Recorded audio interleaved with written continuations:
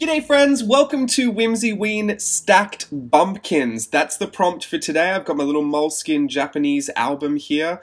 This is a really bizarre journal. It is this concertina folded it literally, if you pull out the whole thing, it is just one continuously long piece of paper. So it's kind of like choose how big you want your page type of a thing, which typically hasn't worked out well for me. I actually don't enjoy this journal a lot, and I've only done one gouache piece in here, and today, ironically, I'm doing another gouache piece, so who knows, maybe it's my gouache journal. But it did work really well for this because the prompt is stacked bumpkins, which confused a lot of people. People thought I made a typo. I actually meant bumpkins in the sense like a country bumpkin. Instead of a pumpkin, it would be a bumpkin, and they were going to be stacked, which I thought would just be a really fun thing to play with. You could just stack a bunch of them. I went all out and stacked about 55 million on there, but that is because I was cheating and I was using Mindy Lacefield's stamp set. At the time of filming this voiceover, there are only 2 stamp sets left on Mindy's store, so I'm going to leave a link down below by the time I upload this, if it's still available. I hope you can grab your hands on one if you're looking for one, but I have stamped it out with a Tim Holtz Distress ink. I think what was the color? Did I forget? Antique linen, I want to say. It is just a softer kind of color. I do stamp in softer colors when I want to rework the stamp images. I did really love how these looked, and I just wanted to work with exactly how they looked as a bunch of pumpkins all stacked on top of each other. I've added a few little elements to make them a little bit more country, just countrified them a little bit. So I've added some like little straw hanging out of a few of their mouths. I've added some cowboy hats, and a couple of the pumpkins I do with a plaid patterning, and I'm only going in with 3 colors on this one, and I'm going to do the lining with a dark blue pencil. It's something that I've been playing with in the hashtag Little Raven Inktober prompts, where I take a really limited color palette of a very flat lay of color and then outline with the blue Muji Gel ink pen, and so I wanted to kind of do that, but a bit of a more mixed media spin, like with some supplies I don't really use that often, specifically gouache. Now, I think the reason I don't get into gouache a lot is because it is a little difficult to use. It is a very opaque watercolor, so it's a water medium. You do add water to it, but the gouache that I have is acrylic gouache, and it is it's the Acryla gouache by Holbein. It is a really beautiful gouache. It takes a little bit to get used to mixing the right consistency where you haven't watered it down too much for it to be transparent, but it's also not super thick and kind of sticky and doesn't slide across the surface nicely. The only way you're ever going to get better at it is if you practice with it. Honestly, I can't tell you what the magic ratio of water to gouache is. The thing that I kind of look out for is that it should kind of be a little syrupy almost, but it shouldn't retain any of that the body to it. So if you can see, if you look at the little palette there, that blue, see how where I've put it out on the little palette, it has kind of held its shape. You don't want that when you're painting with gouache. You want to water it down so that it becomes like a little puddle, and it kind of self-levels a little bit. If it's kind of running around and beating up, you probably added too much water. But if it just kind of moves around, it's like a really liquid paste. That's kind of the consistency that I would look for, and it's always better to add a little less water than too much.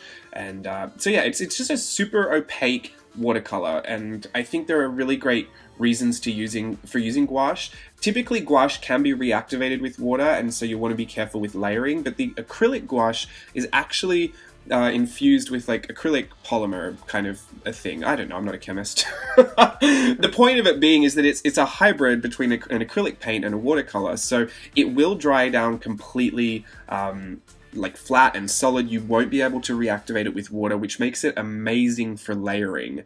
And the acrylic gouache specifically has a bit more of an open time, so it's a bit more forgiving. Some acrylic gouaches dry out really, really quickly. You want to be careful about how much acrylic gouache you add to your palette, because once it's dry on the palette, you won't be able to use it. So just be very sparing in how much you add. I am guilty of this. I do it all the time. I put way too much out, but I've got extra journals. I just put the rest in there and kind of put it onto a page so I don't feel like I'm wasting anything.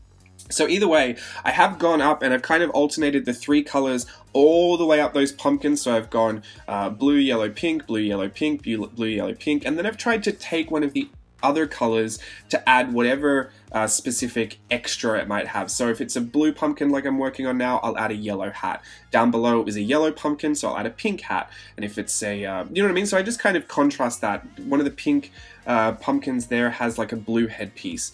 And then for the plaid pumpkins, I actually end up using all 3 colors on those.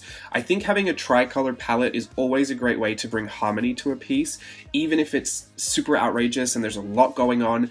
Having 3 colors is a lot easier for you to deal with when you're trying to make selections about where you place colors.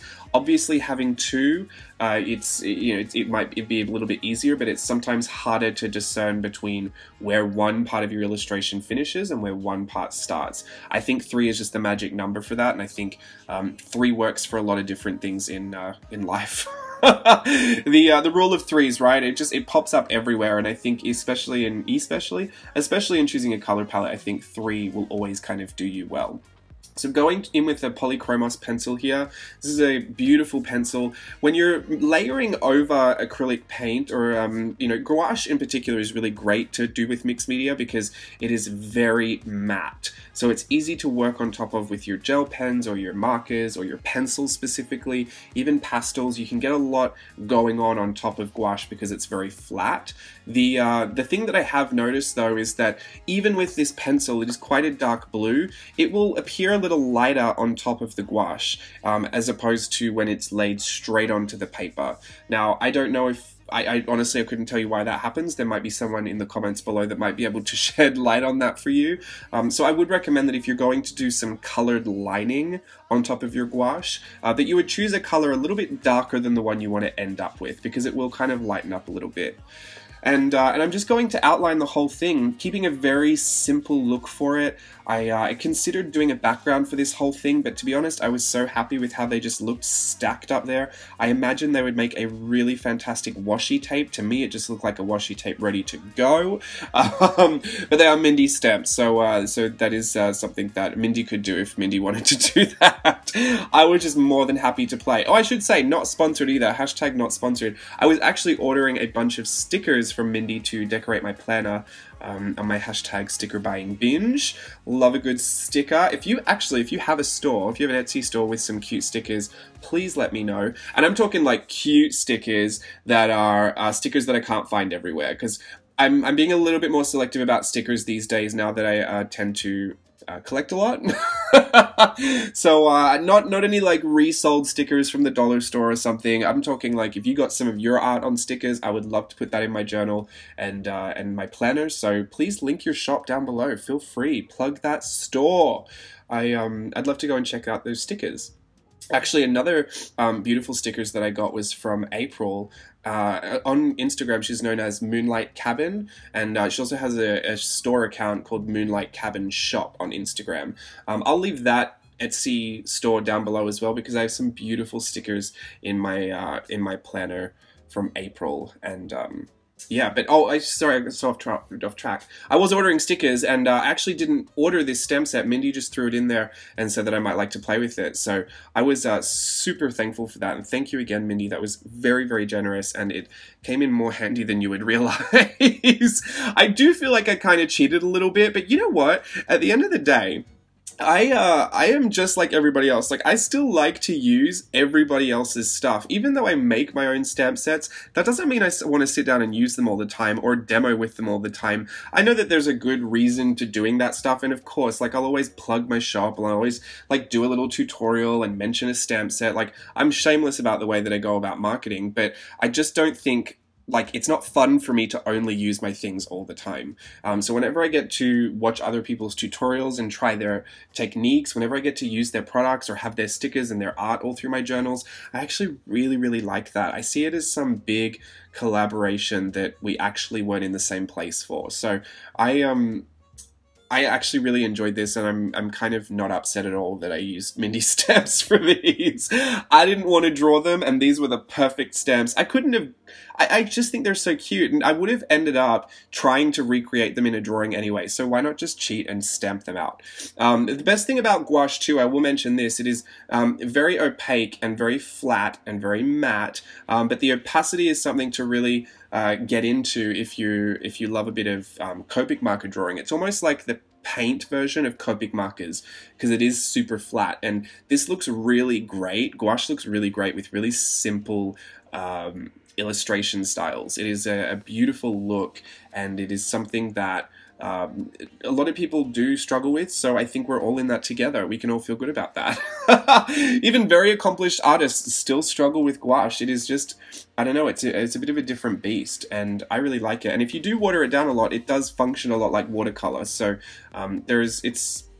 I guess if you've never tried watercolor and you also have never tried acrylic paints, maybe start here right in the middle, and you could accidentally try both, depending on how much water you mix together. I did buy these 3 tubes separately because I have a whole set of 12, I think, that I bought a long time ago, and I'm not so inclined to use those because I don't like the colors. They're just a very standard set, and I'm not great at mixing. The problem with mixing the acrylic gouaches as well is that once they're dry, and it is really hard to mix the same color twice. So I either end up making way too much, or I don't make enough, even worse, and then I have to have a painting that has 2 different shades that are supposed to be the same. So buying a convenience mix in gouache is something that I would recommend. I know that in watercolor people don't enjoy that, and you can actually get away with a lot more in watercolor, I feel like, but when you're trying to achieve a very flat look with your paint like you do in gouache, it is probably just easier and save yourself a lot of hassle and a lot of cursing to just buy the convenience mix color that you like and work with that. Because to be honest, I wouldn't even know how to make the 3 shades that I used today. Like at all. I would have no idea how to get those specific shades and what colors to mix, and I'm sure I could research it and figure it out, but I also wouldn't know how much of each I would need, and I wanted it all to look cohesive. I wanted it to look the same shades. I wanted it to look, listen to me. Trying to find out all the reasons why I bought these. You know why I really bought these? Because they were so pretty when I was looking in the store and I couldn't help myself.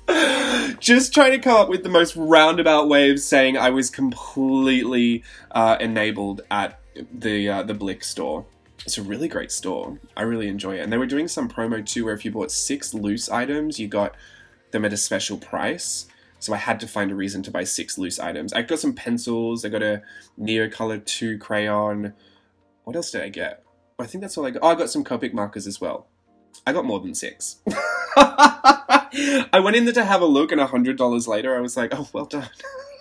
Isn't that awful?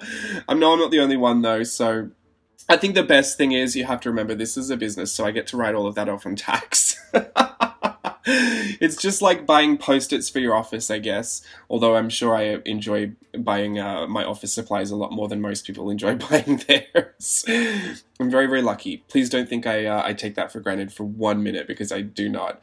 Some of the things, though, I did worry about at one point. Someone had asked me this once, and I did for a hot minute get scared. Pardon me. Someone had said...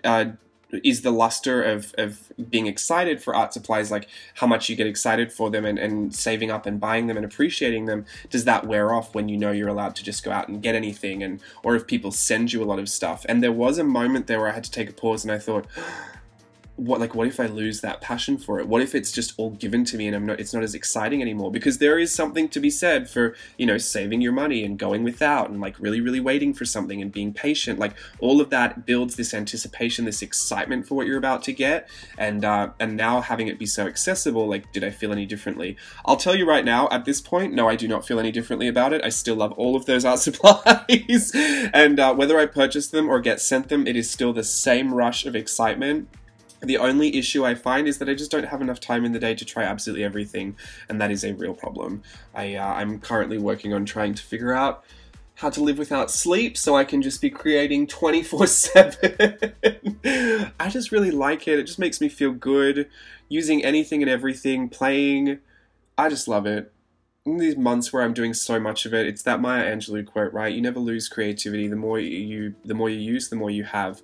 It's just a perpetual cycle of just doing it, feeling good about it, having fun, doing it again, feeling better about it, having more fun. Then before you know it, you're just exhausted and take a nap and start again. All right, hope you enjoyed this WHIMSYWEEN prompt. I'll be back with another video very soon. Bye.